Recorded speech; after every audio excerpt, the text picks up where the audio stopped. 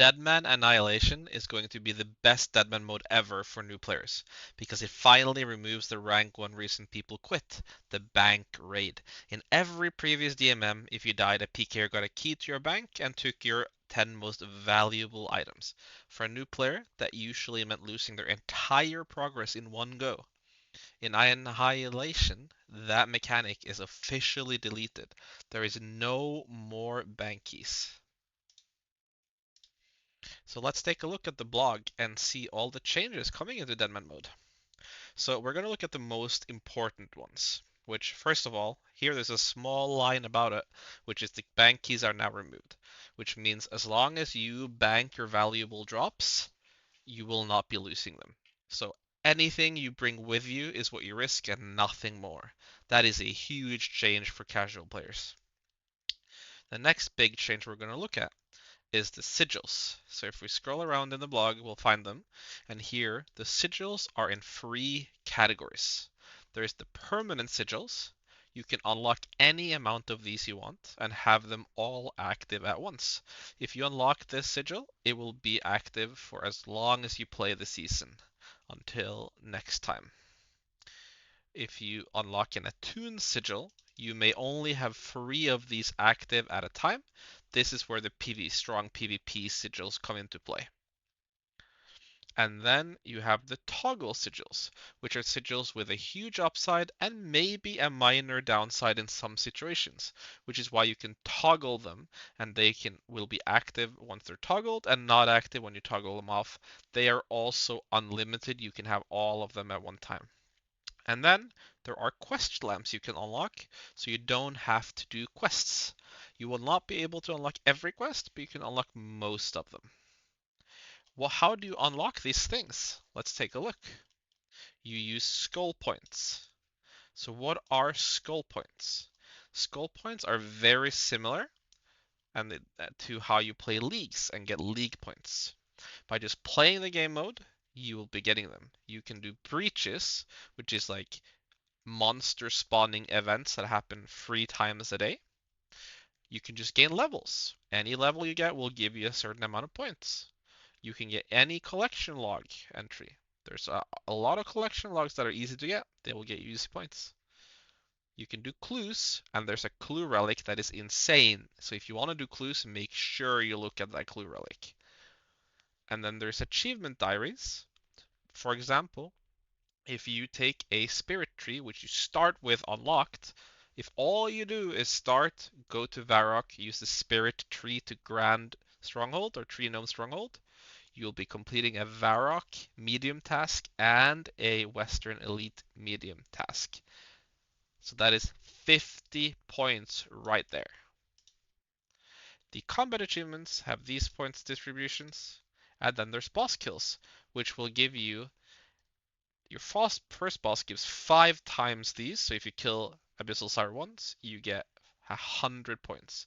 And then you get these points all the way up to 100 kills, and then there's no more points for that boss, so you have to move to your next boss. Some easy ones here like Barrows, Giant Mole, etc., and some harder ones like Expert Mode TOA. We're going to look at how you can do these bosses later when we look at some specific sigils. Other than that, there's a few more things I want to go over. If you go all the way to the bottom, you have a lot of quests. You start with all of these quests. Once you log in, these quests are completed. So you can instantly buy a dragon scimitar and use it if you have money for it. Other than that, when you log in, you will be starting with a starter pack. That gives you a lot of food, some in your bank and some in your inventory. Gives you a Chronicle with 10 teleports. Be careful, the Chronicle is not a safe spot. You can get PK'd there, and there will be people camping it. There's a looting bag. You can use a looting bag in DMM all over the game mode. Is not specific to the wilderness, and if you lose it, don't worry, it is easy to get back. Any monster can drop it, and they have a high chance of dropping it. A cape that has some combat bonuses, and a starter weapon for each style.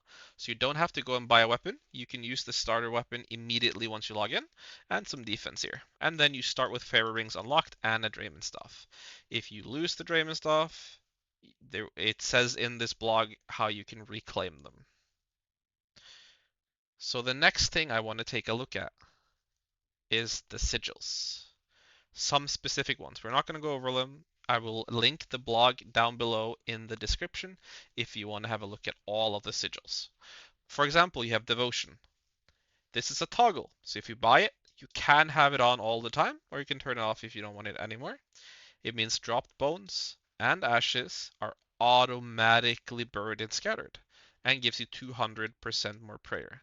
This means that if you, for example, burst or barrage Abbey demons, you will be getting a ton of prayer XP. Then there's some other ones. For example, let's look at how you can make PvE easy.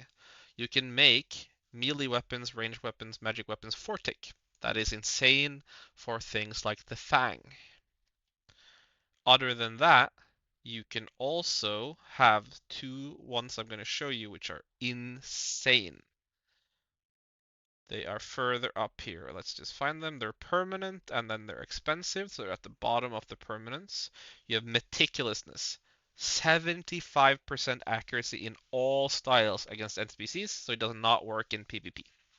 That is also insane. That will mean you hit almost all of the time. You have Titanium, which is one of the best ones for new players. Gives you 60% damage reduction from all attacks from monsters. That means if you haven't done a Chemical Hydra and you want to learn it, this sigil will make it so much easier. So it's really important to remember that you can try new content that you've never done before with these super powerful sigils, and it's a really good way to learn mechanics. You also have this. If your prayer doesn't drain naturally, you can have your piety and your protect from melee on at all times if you have this sigil, and it's a permanent one. You will still be drained by smite if someone attacks you, but it's really, really good. There's a lot more sigils. I will show you the clue scroll one because it's very interesting.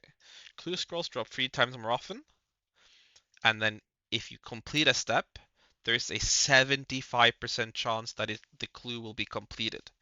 That is a really high chance, and that's potentially really good to get you clue scroll points. However, it does cost 500, so you obviously have to count that in as well. You have Restoration Sigil right above it, which heals you for 10% of all damage. So all of these sigils that are permanent combined together will make you insanely strong compared to the main game. Also remember that in DMM you have increased XP rates and increased drop rates. So it's not that hard to get a really powerful character. So I advise you to take a look for the sigils and see which sigils speak to you and the gameplay you want to do. One thing I want to stress is that if you get lucky, if you get, let's say you go kill a black dragon, you get the Visage, Draconic Visage, a really good item in a PvP game mode because it makes your shield DFS super tanky. If you get that, make sure you run through the bank. If you place it in your bank, it is safe. So bank early, bank often this game mode or this DMM season. I'm really excited for all these changes. Another thing I want to talk about is the finale. If you're worried about the finale, you don't want to play it because you don't have a team, you will just get hit by clans. They have changed how it works. The players will be divided into 2 teams and fight against each other. Jagex will be providing you with the clan you can play with.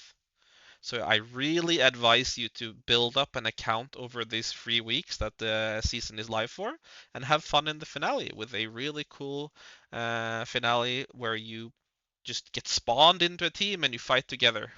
I'm really, really, really excited for that.